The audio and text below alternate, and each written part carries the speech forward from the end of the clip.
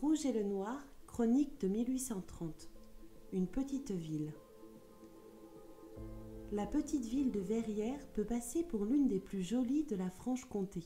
Ses maisons blanches, avec leurs toits pointus de tuiles rouges, s'étendent sur la pente d'une colline dont des touffes de vigoureux châtaigniers marquent les moindres sinuosités. Le Doubs coule à quelques centaines de pieds au-dessus de ces fortifications bâties jadis par les Espagnols et maintenant ruinées. Verrières est abritée du côté du nord par une haute montagne.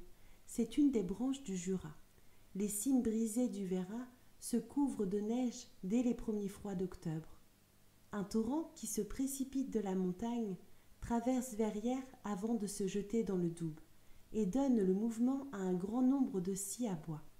C'est une industrie fort simple et qui procure un certain bien-être à la majeure partie des habitants plus paysans que bourgeois. Ce ne sont pas cependant les scies à bois qui ont enrichi cette petite ville. C'est à la fabrique des toiles peintes, dite de Mulhouse, que l'on doit l'aisance générale qui, depuis la chute de Napoléon, a fait rebâtir les façades de presque toutes les maisons de Verrières. À peine entre-t-on dans la ville que l'on est étourdi par le fracas d'une machine bruyante et terrible en apparence. 20 marteaux pesants et retombants, avec un bruit qui fait trembler le pavé, sont élevés par une roue que l'eau du torrent fait mouvoir. Chacun de ces marteaux fabrique chaque jour je ne sais combien de milliers de clous. Ce sont de jeunes filles fraîches et jolies qui présentent au cou de ces marteaux énormes les petits morceaux de fer qui sont rapidement transformés en clous.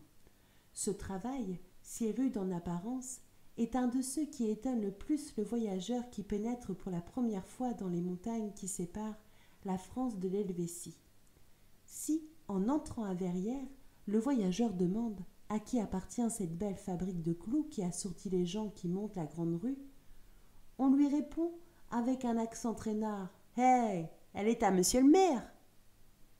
Pour peu que le voyageur s'arrête quelques instants dans cette grande rue de Verrières, qui va, en montant depuis la rive de Doubs vers le sommet de la colline, il y a 100 appareils contraints qu'il verra paraître un grand homme, à l'air effaré et important. À son aspect, tous les chapeaux se lèvent rapidement, ses cheveux sont grisonnants et il est vêtu de gris. Il est chevalier de plusieurs ordres, il a un grand front, un nez aquilin et au total sa figure ne manque pas d'une certaine régularité. On trouve même, au premier aspect, qu'elle réunit à la dignité du maire de village cette sorte d'agrément qui peut encore se rencontrer avec 48 ou 50 ans. Mais bientôt, le voyageur parisien est choqué d'un certain air de contentement de soi et de suffisance mêlé à je ne sais quoi de borné et de peu inventif.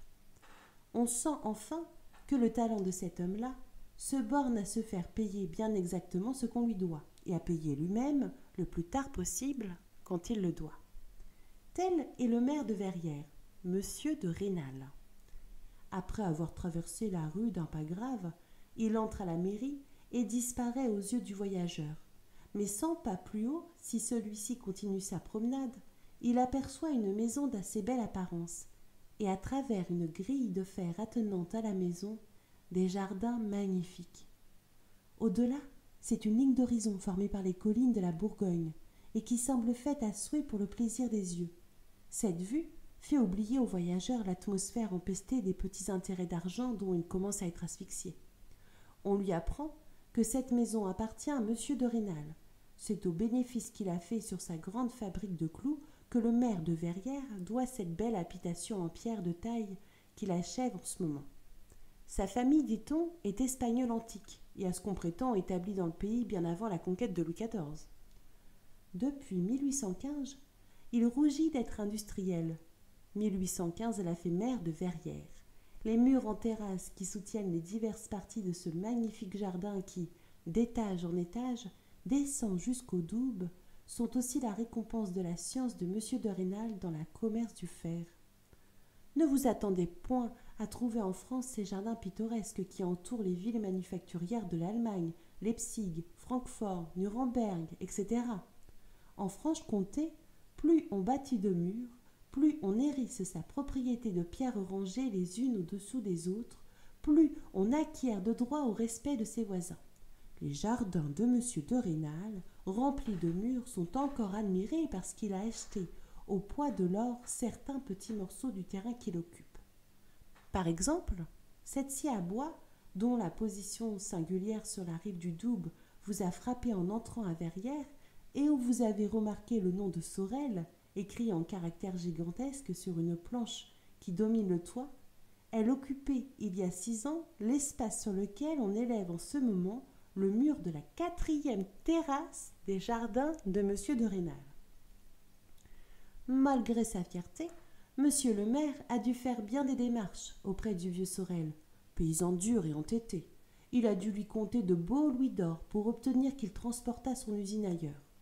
Quant au ruisseau public, qui faisait aller à la scie, M. de Rênal, au moyen du crédit dont il jouit à Paris, a obtenu qu'il fût détourné. Cette grâce lui vint après les élections de 1820 et quelques. Il a donné à Sorel 4 arpents pour 1, à 500 pas plus bas sur les bords du Doubs. Et quoique cette position fût beaucoup plus avantageuse pour son commerce de planches de sapin, le père Sorel, comme on l'appelle depuis qu'il est riche, a eu le secret d'obtenir de l'impatience et de la manie de propriétaire qui animait son voisin une somme de 6 000 francs. Il est vrai que cet arrangement a été critiqué par les bonnes têtes de l'endroit. Une fois, c'était un jour de dimanche, il y a 4 ans de cela. Monsieur de Rênal, revenant de l'église en costume de maire, vit de loin le vieux Sorel entouré de ses 3 fils, sourire en le regardant. Ce sourire a porté un coup fatal dans l'âme de monsieur le maire. Il pense depuis lors qu'il eût pu obtenir l'échange à meilleur marché. Pour arriver à la considération publique à Verrières, l'essentiel est de ne pas adopter, tout en bâtissant beaucoup de murs, quelques plans apportés d'Italie par ces maçons qui, au printemps, traversaient le gorge du Jura pour gagner Paris. Une telle innovation vaudrait à l'imprétant bâtisseur une éternelle réputation de mauvaise tête. Il serait à jamais perdu auprès des gens, sages et modérés, qui distribuent la considération en Franche-Comté. Dans le fait, ces gens sages y exercent le plus ennuyeux despotisme. C'est à cause de ce vilain mot que le séjour des petites villes est insupportable pour qui a vécu dans cette grande république qu'on appelle Paris. La tyrannie de l'opinion, et quelle opinion, est aussi bête dans les petites villes de France qu'aux États-Unis d'Amérique.